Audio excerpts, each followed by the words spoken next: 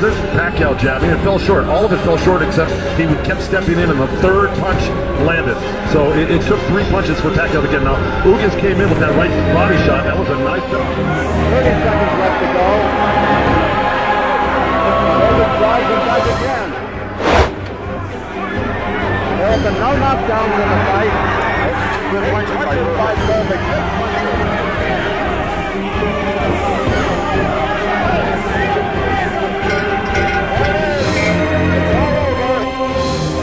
George J. Nixon votes 99-94. Unanimous decision for Trevor Berbick. Well, there you have it, Trevor Berbick.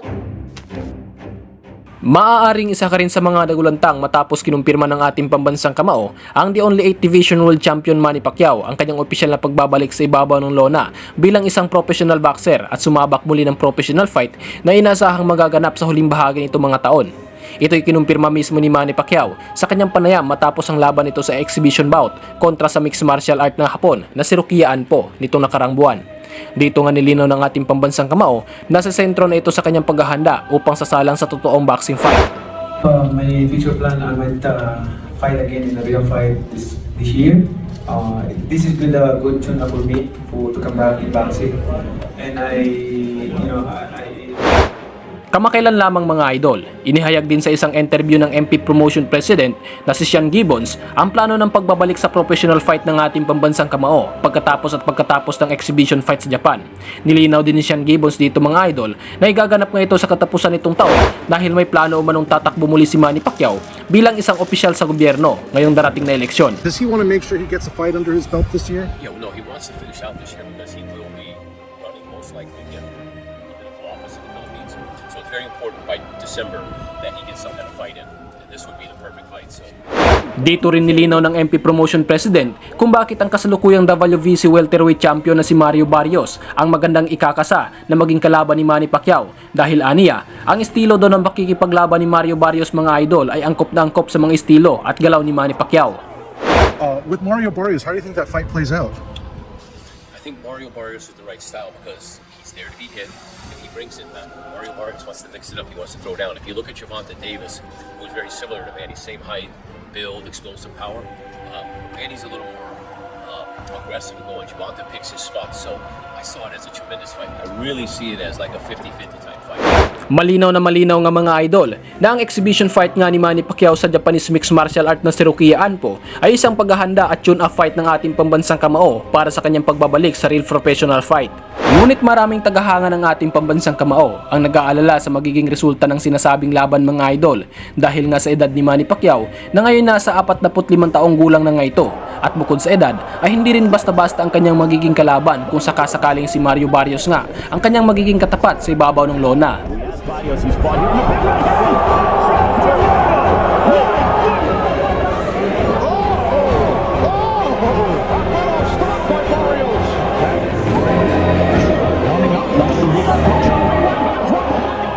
Kung ating babalikan mga idol, huling laban ng ating pambansang kamao bilang isang professional boxer ay noong August 21, 2021 na ginanap sa Las Vegas, Nevada kontra sa Cuban fighter na si Yordenis Ugas na kung saan nasawing manalo ang ating pambansang kamao at pagkatapos nga ng laban mga idol ay opisyal lang nagretiro si Manny Pacquiao bilang isang professional boxer.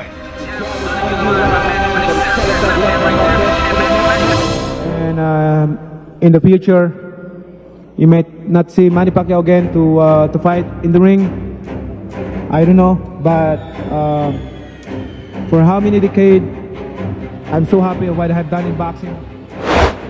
Ngunit alam nyo ba mga idol na ang huling tumalo sa ating pambansang kamao na si Yordenis Ugas ay pinabagsak lamang ng 2 beses ni Mario Barrios at walang kahirap-hirap na naagaw ang titulong WBC Interim Welterweight title noong September 2023. With that jab, yet again, a good hook through Ugas off balance, and he might have stunned him there.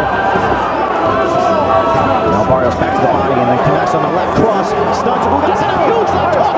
Caught Ugas!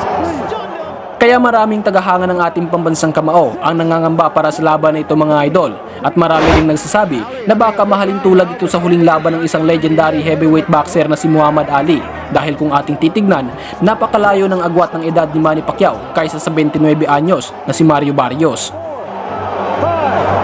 6, 7, 8, look at me, come here. Isa rin sa mga pumuna tungkol sa posibleng maging resulta ng laban mga idol ay ang dating naging katunggali ni Manny Pacquiao na si Timothy Bradley na sinabi niya sa isang interview, malabong-malabo na ng mga pabagsak ni Manny Pacquiao si Mario Barrios mga idol. Puwera na lang kung malakas pa ang kaliwang kamao nito. I don't know if it was enough for Pacquiao. That's why he's coming back. But Barrios, he can finish Pacquiao. If Manny got any of that power still left in him, if he lands that left hand, he can hurt the young gun. So, but that's easier said than done. Ngayon mga idol, titignan natin ang huling laban ni Muhammad Ali na kung saan sinasabi ng iilan na baka sakaling mahalin tulad ito sa maging laban ni Manny Pacquiao. Ang huling laban ni Muhammad Ali mga idol ay naganap noong December 11, 1981 laban kay Trevor Berbick sa Nassau, Bahamas. Ito'y kinilala bilang drama in the Bahamas dahil ang laban ito ay isang malungkot na pagtatapos sa karera ng isang alamat ng boxing. Kitang-kita dito mga idol na si Muhammad Ali ay wala na nga sa kanyang prime. Ang kanyang reflexes, bilis at stamina ay malayong-malayo na nga sa kanyang dating anyo.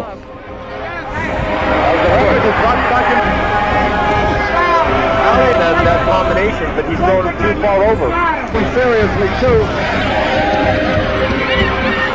Really lucky in the body. Just concentrated on the body. He's got to get out of that corner. Apart.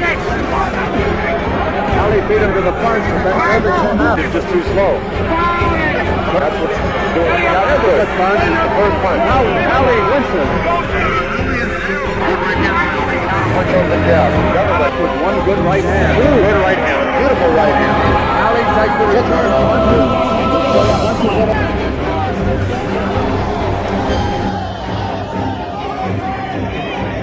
Ali having a good round now, but Berbick is back out him, and he may have hurt him with that hook. Up to the chest by Berbick to the left hook. Ali. Solid punches are just above him. Berbick is pounding everything in on Ali. Got him against the ropes and really trying to level him. Ali always looks like a punch. Now he's in trouble. He tried to follow up and didn't do it. That's what my Berbick came out. And Ali came back.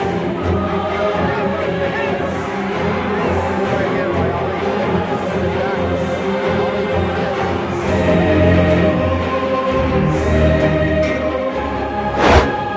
Ang huling laban na ito mga idol ay puno ng emosyon para sa mga tagahanga at eksperto.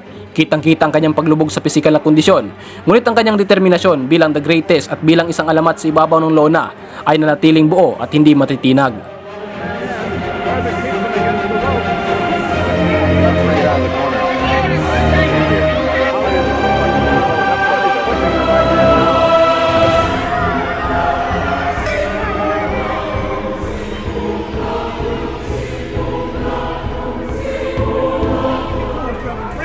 Doing a good job of it. It's a great method by Berbick. Now, once they through the fight, Ali has made most of the clinches, done most of the holding.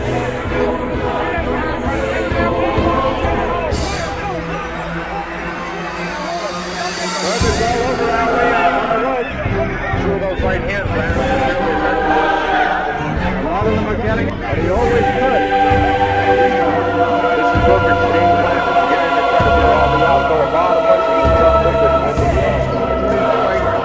Quick, come on. Ali was really hurt that time.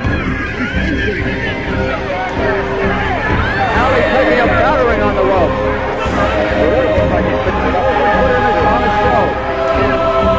Just looked at Zach Clayton. Maraming mga tagahanga at eksperto sa boxing ang nag-akay kay Ali na magretiro na nga matapos ang laban na ito.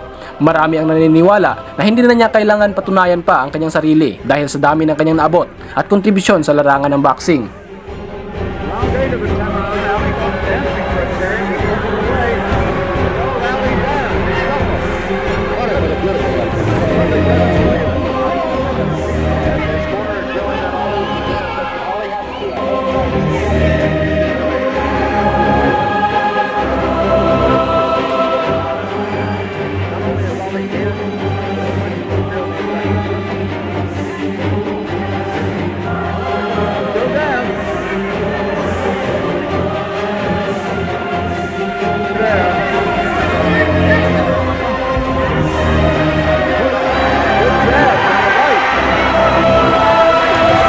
Good combination by Ali.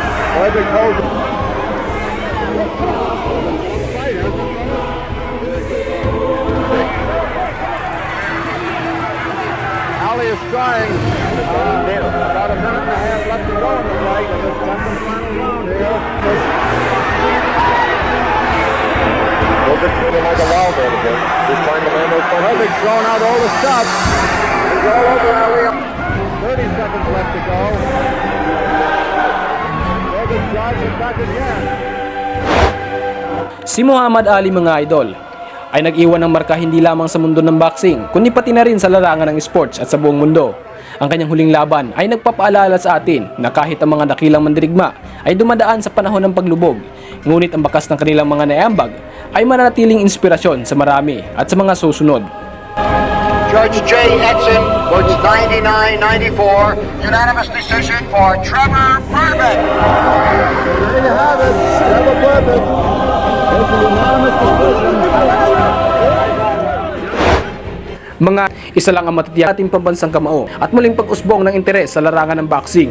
Ipinapakita nito na kahit sa kanyang edad, ang puso ng isang tunay na mandirigma ay mananatiling mandirigma at hindi kailanman mawawala.